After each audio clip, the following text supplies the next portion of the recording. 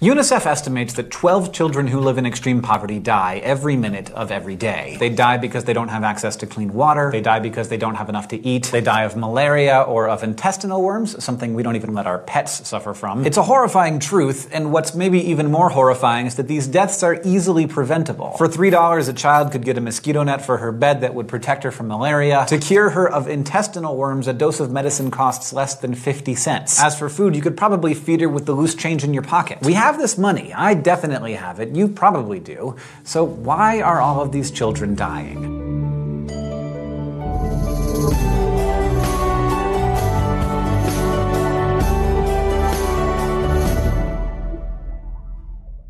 The United States is an affluent country. We have enough money to easily stop world poverty. Just end it. But why should we? Why should I give any of my hard-earned money to strangers I will never meet? What entitles them to a portion of what I have? Thinking about world poverty and whether we have an obligation to do something to stop it really comes down to questions of obligation. Most of us don't know anyone who's living in extreme, life-threatening poverty. The victims of that kind of poverty aren't our family or our friends. So according to an ethics of care, as we discussed last time, we have no real obligation to those people. Or if we do, it's much, much less than the obligation we have to those who are near and dear to us. So many people argue that we simply don't have any obligation to help strangers in need. We didn't make them poor and we never agreed to help them, so if we do choose to help, that's great, but such actions are supererogatory. They go above and beyond the call of moral duty. In this view, giving money to charity is like getting moral extra credit. If you do it, you can go ahead and pat yourself on the back, but if you don't, you have no reason to feel bad about it. Contemporary Australian philosopher Peter Singer thinks differently, however. To see how, let's head over to the thought bubble for some flash philosophy. Singer offers a thought experiment that has seen many variations over the years, but a basic version goes like this. Imagine you're walking to class feeling pretty good about how great you look in your brand new $200 shoes, and soon you pass by a shallow pond. Suddenly, you notice a small child flailing in the water. No one else is around, the pond is shallow, but the child has lost her footing and she can't get her head above water. As you watch, the flailing stops. You realize there's very little time. You could easily wade into the water and pull her to safety, but if you take the time to remove your shoes, it'll be too late. You know the muddy water will ruin your new purchase.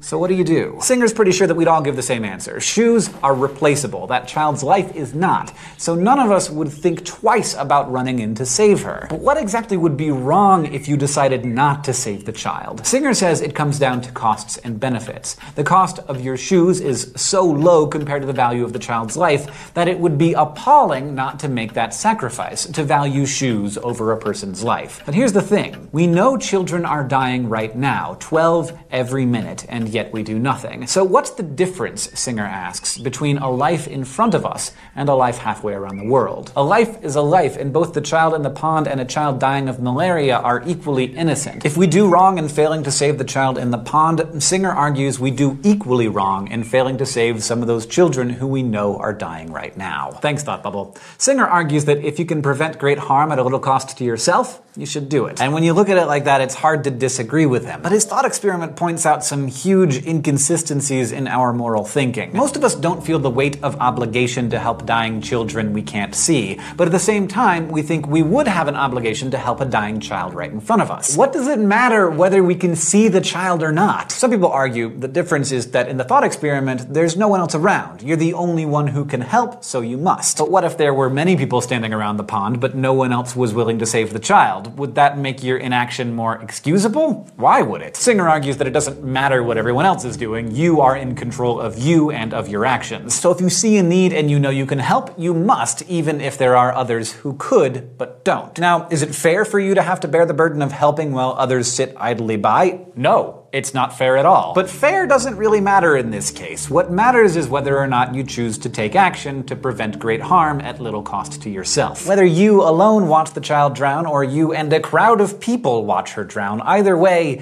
you've failed spectacularly as a moral agent. And Singer says the same goes for world poverty. If everyone in America donated just 1% of their income to help people in extreme poverty, we could save so many lives. Now we know that everyone isn't going to do that, but according to Singer, each of us is responsible for our failure to help, regardless of what everyone else is doing. Now, 20th century American philosopher and ecologist Garrett Hardin took issue with much of Singer's reasoning. Instead, he offered what's known as the lifeboat analogy. Imagine, Hardin said, that 50 people are on a lifeboat with room for 10 more, and 100 people are in the water begging to be let aboard. Hardin said that if we understand that all life is equally valuable, then we have to admit all 100 of them. But of course, that would be too many for the boat. It would sink, and then we'd all die. So maybe we only allow 10 people on board. But which 10? How do we make that decision? But even if we had some way to choose between lives, Hardin argued that filling our boat to capacity is still the wrong answer. By leaving those 10 spaces empty, we'd have more resources for those on board, maximizing their chances of survival. Those people in the water are doomed, Hardin said. They're doomed because they don't have a boat, and they need a boat of their own if they're gonna make it. Helping a few of them out doesn't really solve any problems. If anything, it draws out their suffering. Okay, here's the thing about this analogy. The lucky people in the lifeboat, Hardin said,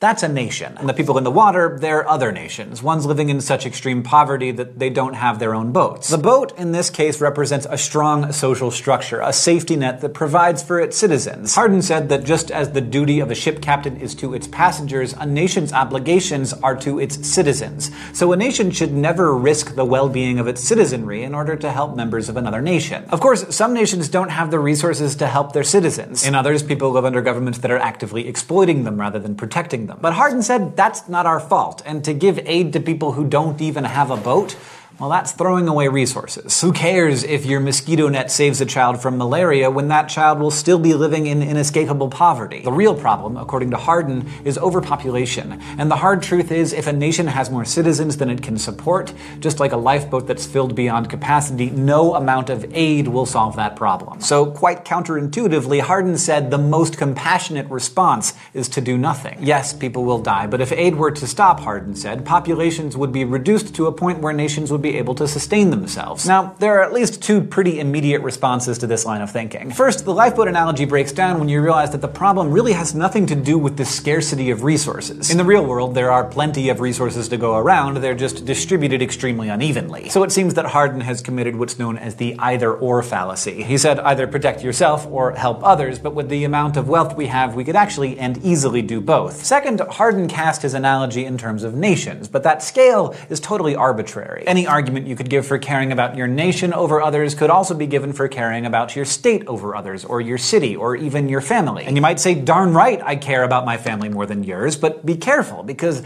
isn't that just like arguing that you only have to pull that kid out of the water if she happens to be related to you? Morality calls for us to not draw arbitrary lines when it comes to who deserves help and who doesn't. A lot of people, like Singer, think that the only non-arbitrary line is to say that there's really only one boat, and we're all in it, so we've all got to help. Everyone. So what do you think? Are you in your own boat?